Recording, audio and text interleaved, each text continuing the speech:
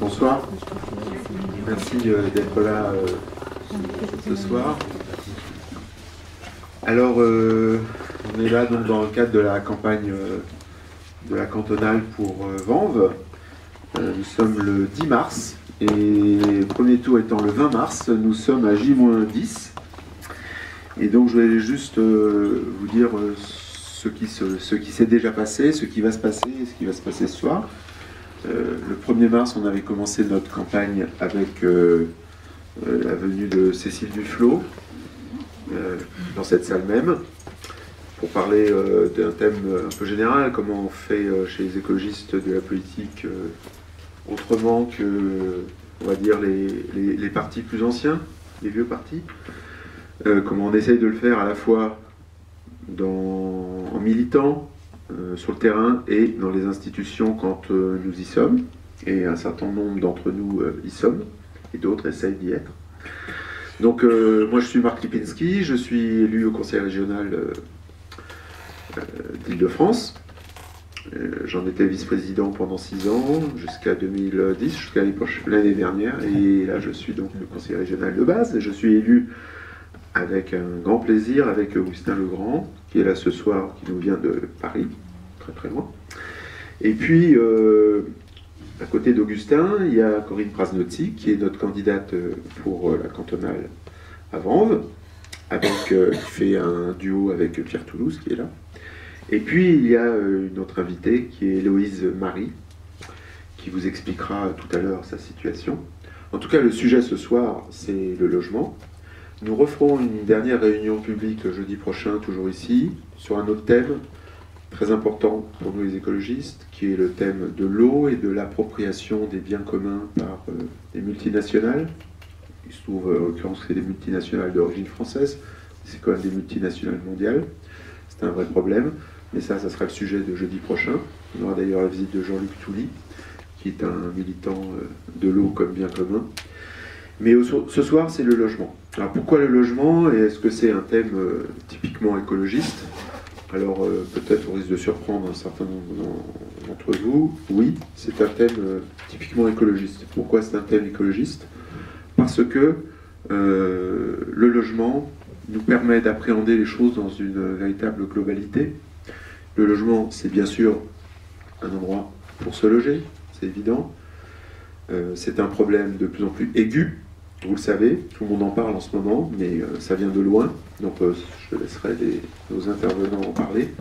Mais c'est aussi un problème qui est relié à beaucoup d'autres choses, qui est relié au travail, l'endroit où on travaille, l'endroit où on se loge, l'endroit où on est obligé d'aller se loger, souvent loin de son travail, parce que le travail est de plus en plus concentré dans des lieux qui sont spécialisés pour ça, et nous, dans les Hauts-de-Seine, on a vraiment un exemple typique de la concentration des lieux de travail avec la défense. Donc c'est lié à la question du déplacement, c'est lié à la question de l'aménagement urbain, régional, national, avec des zones spécialisées pour telle ou telle chose, et les gens qui ont à se loger là où ils peuvent, quand ils peuvent. C'est lié aussi à la question énergétique, de plus en plus, puisque beaucoup des logements existants sont extrêmement peu performants d'un point de vue énergétique, ce qui veut dire que quand il fait froid, on est obligé de chauffer beaucoup, de plus en plus, et ça coûte de plus en plus cher surtout, parce que évidemment le prix de l'énergie a beaucoup augmenté et va continuer d'augmenter. Et donc les gens qui ont les moyens les plus réduits utilisent une grande partie de leurs revenus pour se loger d'abord, de plus en plus. Et puis, pour se chauffer, il y a des gens qui ne peuvent plus se chauffer parce qu'ils n'ont plus les moyens. Or, l'énergie va continuer d'augmenter. Donc, vous voyez, tout ça, c'est relié. C'est aussi relié avec le fait que les émissions de gaz à effet de serre, qui sont une véritable urgence maintenant pour le climat de la planète, les émissions de gaz à effet de serre, dans cette région, c'est beaucoup des émissions qui partent de l'immobilier, du bâti.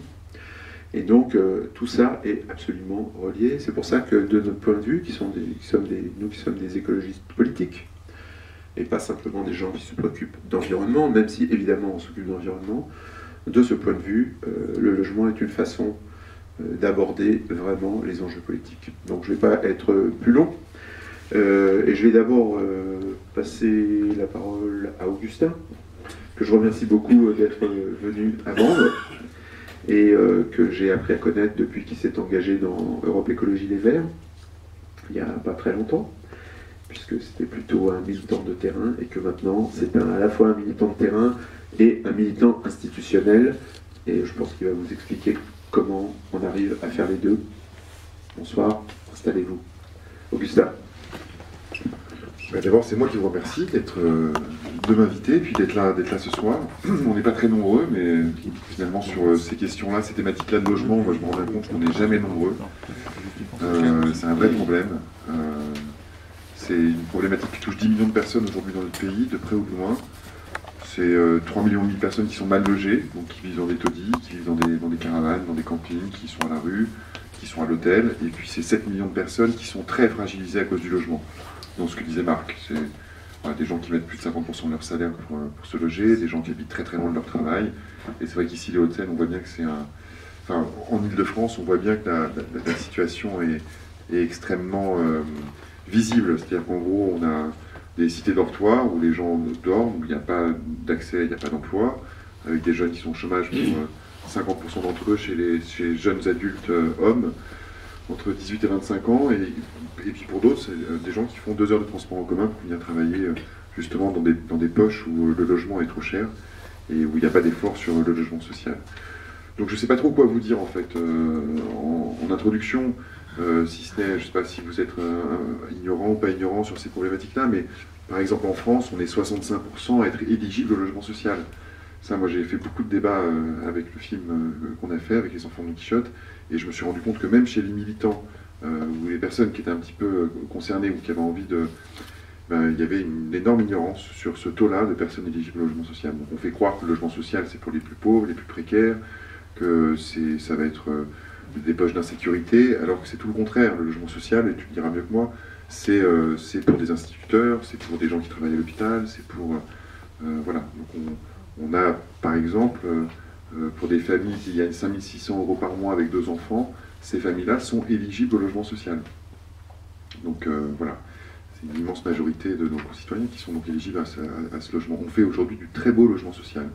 Il y a des leviers politiques qui coûtent vraiment pas cher à l'État, qui sont donc de l'ordre plus de décisions, notamment imposer 30% de logements sociaux dans toute nouvelle construction, plus de 10 logements.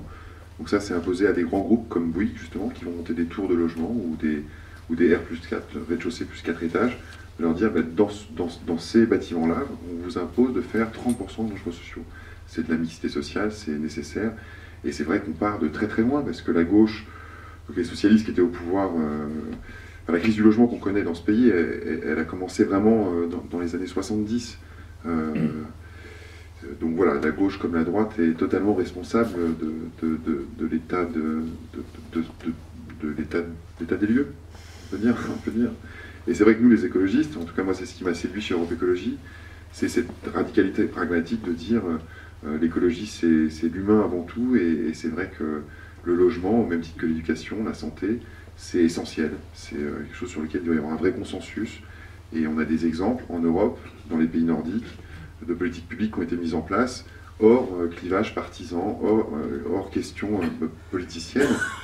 Et c'est vrai qu'à la région, moi je suis élu à la région Île-de-France depuis maintenant presque 1 an, et on voit bien qu'en commission, quand on travaille avec les autres élus, alors il y a peu d'ignorance, parce qu'on est des élus concernés, on est tous d'accord, et on fait le maximum pour mettre en place des plans précis qui répondent à des attentes, et qui répondent aussi à un désengagement de l'État, parce qu'à la région, on n'est pas censé s'occuper du logement. C'est-à-dire que c'est un budget qu'on va mettre de notre poche, alors que ce n'est pas de notre compétence. On estime qu'il y a un tel problème en Ile-de-France qu'il faut agir. Donc on met 1 milliard d'euros sur 4 ans. Et voilà, on a des élus qui en commission disent le rapport 4 que vous avez mis en place est parfait, et notamment on essaie de critériser, prioriser, parce que c'est pas énormément d'argent non plus, 1 milliard d'euros sur 4 ans, donc il faut bien l'utiliser.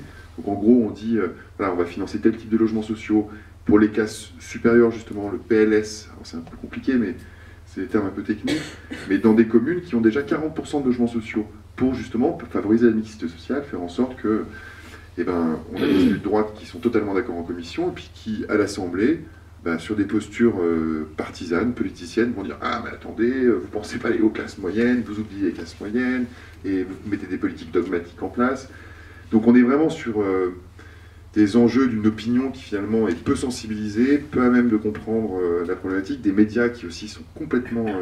voilà, quand est-ce qu'on parle de logement? Vous avez entendu parler de logement depuis...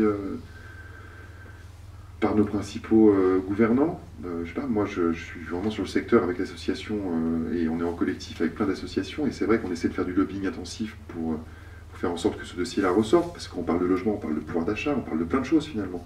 Et ben on n'en parle jamais, jamais. On en parle en hiver, quand il fait froid, et quand il y a des morts dans la rue, avec l'angle de l'hébergement. C'est vraiment un problème, c'est terrible pour nous. Voilà. Et donc à partir de là, on a des politiques qui se permettent de communiquer en racontant n'importe quoi. Donc le n'importe quoi, ça va être aujourd'hui la France de propriétaires. On est 58% de propriétaires dans ce pays. Et les pays où il y a le plus de taux de propriétaires en Europe, c'est les pays les plus pauvres. C'est le Monténégro, c'est l'Espagne. Alors l'Espagne, c'est pas un pays non plus trop pauvre, mais enfin c'est un vrai problème.